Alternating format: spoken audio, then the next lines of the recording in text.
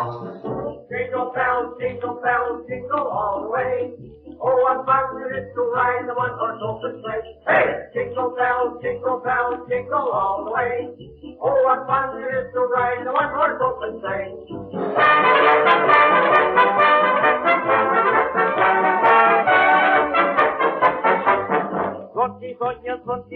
Dzwonki cały czas. Jednym koniem owocie zanki, jeśli się to spas. Dzwonki cały czas. Jednym koniem owocie zanki, jeśli się to spas. Na zdrowie!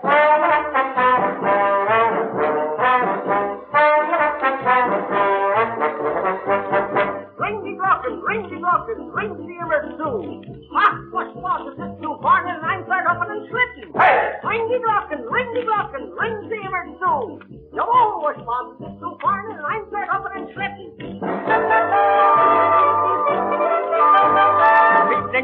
Sit and jump, start the company. Yay, let go wooing guy. Hey! Sit and jump, start the company. Yay, let go wooing guy.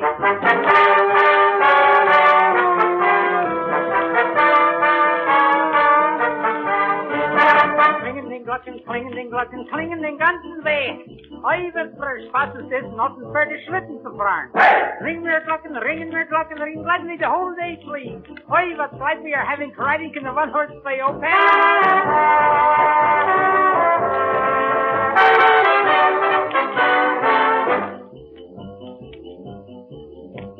Come up, Pasquale, chiama Friaga.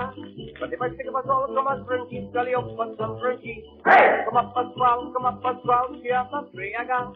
But if I think about all, come on, Frankie, Gully up on some Frankie.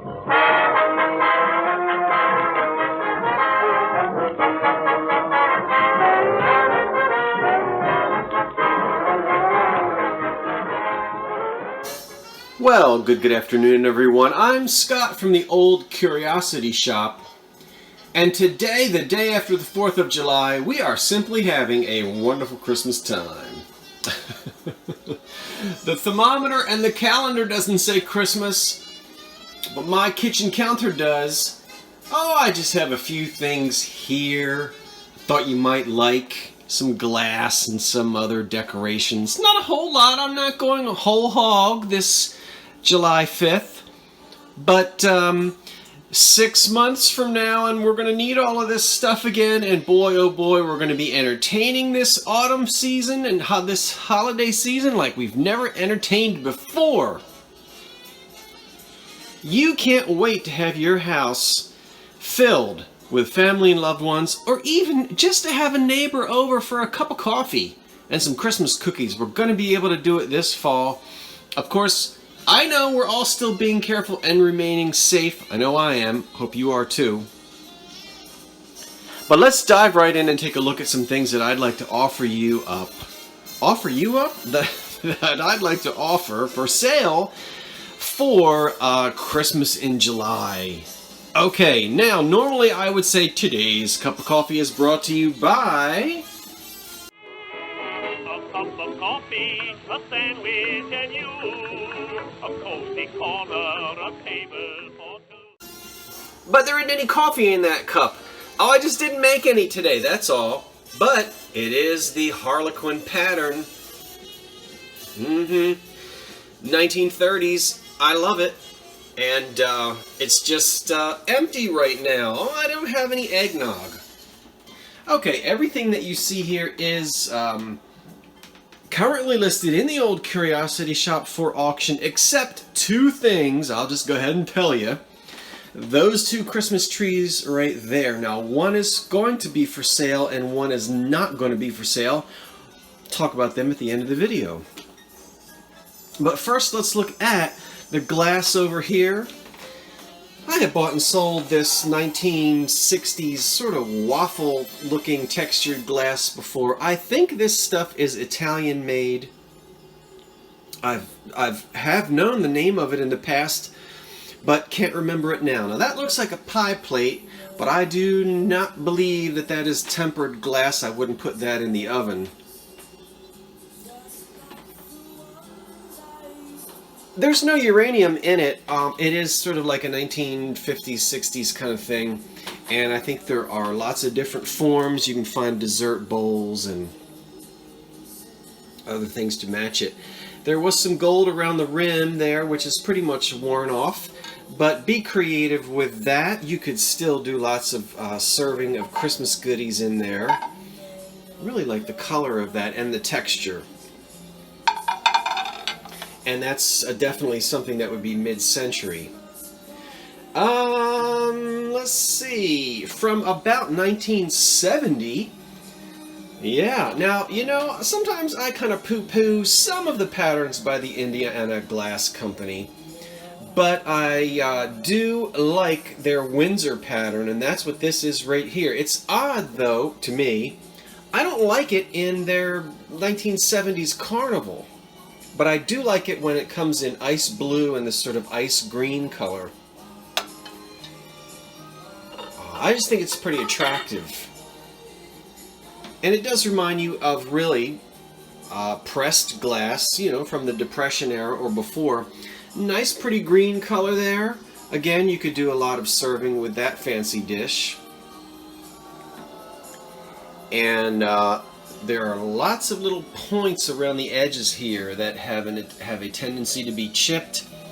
None of these are chipped. I did feel maybe 2 or 3 very, very slight, pinhead size flea bites, but nothing sharp enough to cut your hand or even hurt yourself. And I'm being really, really severe grading this dish, but I would not call what I felt on there really to be chips, just tiny, tiny pinhead sort of flea bites on a couple of those points. Really pretty dish again, Indiana glass, the Windsor pattern, probably about 1970. And lots of different colors, but really I think that's pretty in green. There's a nice Fenton vase back there with no mark on the bottom of it. So again, we know if it doesn't have the opalescence and it doesn't have the name Fenton, you're going to really put it there in that sort of mid-50s into the late 60s. At some point, I don't remember the dates, the formula on this glass was changed and it became a really thick, milky, heavily opaque glass, rather than having that sort of opalescent luster to it. And then in the early 70s we then have Fenton on the bottom. So this is just probably part of their production of the late 50s and 60s. I think that's pretty for winter time, the milk glass, and that's the reason why I brought that out. And then, well, also back here is a nice small pitcher.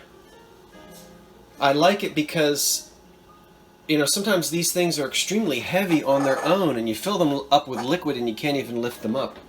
So this is heavy, but it's a smaller size. And of course, it's a beautiful ruby color. I think this is made by the Viking Glass Company. And it does remind you of old Victorian pressed glass, doesn't it? EAPG. But I think it's Viking, and so it's going to be sometime after the 1950s, if that's what it is. But a lovely piece for the holiday time if you're sticking with sort of the traditional red and green. Of course, no damage on that. And then over here, you recognize this as a cheese compote. They always came with underplates in the 1930s, very common. The underplate on this one is gone, and we're only left with the cheese compote. But go get yourself a random green Depression glass plate and pair them together like that. Now, you can't really see too much of the green on that plate. How does that look? I like it. Of course, we would need a larger plate, but this has some wonderful red on the bottom, and this reminds me of some of the work Indiana Glass was doing in the 1930s. Could be them as well. Then I've got these 6 plates here which do have uranium. This is the only uranium glass I've got this go round. And 6 luncheon plates. Those are 8 inches. They glow like the skies over Philadelphia last night. New Year's Eve. Ha! Christmas Eve. Oh my goodness. 4th of July. And this reminds me of the Mount Pleasant pattern by L.E. Smith, but for some reason I think it's somebody else. And I knew at one point, and now I cannot remember. It doesn't really matter. They are from the 1930s. Well, I guess it does matter if you're trying to match patterns. But the Mount Pleasant pattern looks a lot like that with those little points. But then again, something tells me Fenton made something like this. And these appear to be fire polished. They're very quality plates. 6 of them there. So whether they're Fenton or L.E. Smith, they're really nice. Great for serving your Christmas desserts on that. Put your black light on and they'll glow very nicely. And then we'll move over here to some of the ceramics. And we've got some Santa Claus heads. I'm selling these 2 in one auction. These 2, you're going to have to pick out that old, well, you might want to leave it in there, I don't know. The old florist styrofoam stuff. I'm leaving it in there on those 2. Typical made in Japan. We see a lot of these in the 1950s and 60s. There's 2 winking Santa mugs. And they are, I think they're slightly different. Well, maybe not. Well, they are the same size. Okay, and they're in one auction, no problems with them. And then I've got 2 back here that are somewhat unusual, but these are also going to be Japan pieces. We have some bells, and Santa Claus head on the handle there. No damage. There's one with some deer on it. Doesn't look like Rudolph, but we do have Santa. And I suppose you could have eggnog in those. 3 more Santa mugs back here, all different. 2 Japan, 1 Taiwan. And the one with the pinkish face here, he has a crack, and I guess I better go ahead and show you. A little bit of paint loss. But I wouldn't drink out of him, I would just decorate. You can see there's a pretty decent crack there on the back which goes through to the inside. But I've got all 3 of them listed together as one auction. Decorate with those. And then this big picture back here of the Santa head with the hat for the handle. This seems to be a newer piece. I'm kind of stumped on it because someone has scratched folk art into the bottom. Well, I know what folk art is. I wouldn't classify that as a piece of folk art. I might say it's a piece of homemade ceramic, but who put folk art on there and why before it was glazed shall remain a mystery. Maybe it was someone's surname. You know, Mildred Folk Art. I don't know. But that's in good shape. And it's pretty heavy. That picture right there. Here's the thing you put your Ritz crackers in, or 1 hot dog.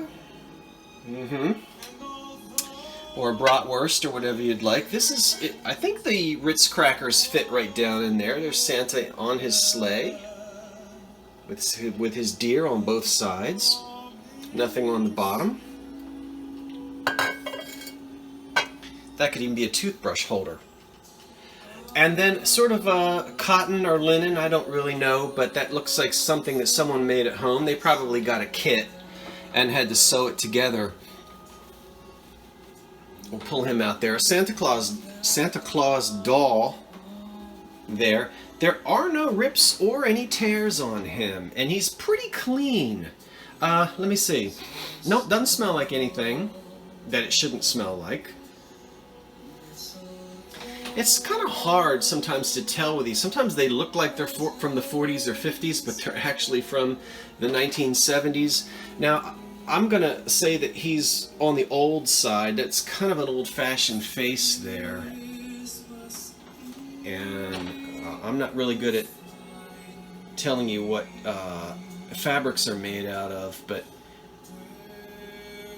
you can see this is all hand-stitched there. Especially down here, we can really see it there. And he's about 13 inches tall, and when I squeeze him, I don't feel whatever the polyfoam or whatever the modern stuff is. When I squeeze him, he feels a lot like the wood shavings, like the old Excelsior on the inside. You know, it's a textured stuffing. So he has that old-fashioned stiff animal kind of feel when you squish on him. And okay, I'll stop squishing on you. Now he's cute, and again, as I said, there aren't any problems with that. Looking a little bit on the Holt Howard side is this creamer. I hope somebody's got the sugar out there. Isn't that neat? What's it say on the bottom? It just says Japan and something else, which I can't make out, but we can see the Japan sticker on the bottom, and it says nothing on that side, but we've got creamer on that side. So if you don't take sugar in your coffee, but you like a little cream, you don't need a sugar bowl. Just use the creamer right there. And then here are some snack sets. This is the Peach Blossom pattern by Indiana Glass Company. I think they did a good job with this. Probably from the 50s, these funny little triangular shaped plates. Now again, I've got 4 in perfect condition. We can see there the spot for the cup and the apple blossom pattern. I love these snowflakes on the back. You see that? And put the cups right on there like that. I think snack sets hit the scene in the 1950s, really, when people were snacking in their living rooms, probably so that they wouldn't miss television programs. And then you saw these in the 60s and 70s. I guess they stopped making them at some point. Maybe in the 70s they fell out of popularity. I don't know about that. But I'm including these sort of with Christmas, just to give you some decorations and some glass, red and green and white glass for Christmas time. But these would be great for entertaining. Excellent condition on them. And then finally, the very last thing we have are 2 Christmas trees back here, both very different in age and in style. The one on the right I'm going to sell, but I haven't listed it yet because I am missing about 20 of the little plastic jewels that you stick in there. Now these are not lights, these are made of plastic. As you all know, the light bulb is down inside. Everybody's mother made one of these in ceramic class, including mine. Now I think you guys know you can get these readily on the internet.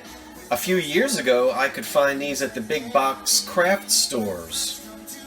I don't know if they are still carrying them or not. But this is not a big deal here to get replacements.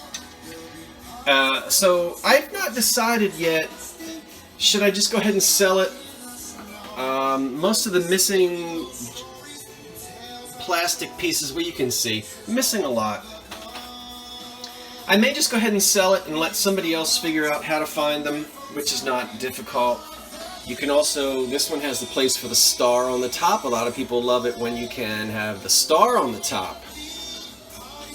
And that's a good, oh, is that about a 15-inch tree? 15 or 16, I guess, with the base and everything and the snow. So just be patient. Anybody interested? Should I go ahead and throw it up for sale even without the, you know, if I have to go and buy these, I'm going to have to, well, I don't know. Probably sell it as is. The one I'm not selling is this one over here, and I got this when I was with Vintage Vinny at the antique stores. Let's turn the lights off. I'm going to turn the other one off in a minute. This is Visca.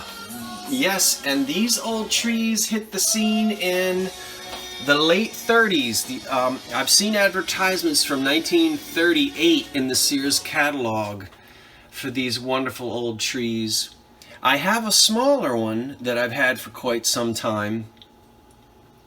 This is a much larger one, and of course when it was new, it was a much deeper green color. We can see inside here. You see how green it was? It was beautiful. And of course it's faded. I still love the faded color of it. This is glass. The star on the top, which I'm trying to focus here, everybody, so we can really see it. And it doesn't want to focus. That's typical of my camera. And then these are glass as well. These are not light bulbs. There's one light bulb in the middle, and these glass rods go through this cone and they just pick up the light from the light bulb. And I'll back off some more.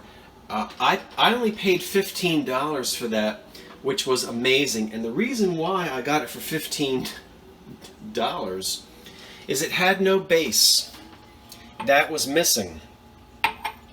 And I knew that I would have something in my collection that would work perfectly for it. These originally had sometimes a white sort of composite base, and maybe some were made of Bakelite, but I happen to have this old base to a copper lamp, and it looks very similar to what was original with this lamp, with this tree, and it fits on there perfectly, like it was made for it. And I think it looks pretty smart.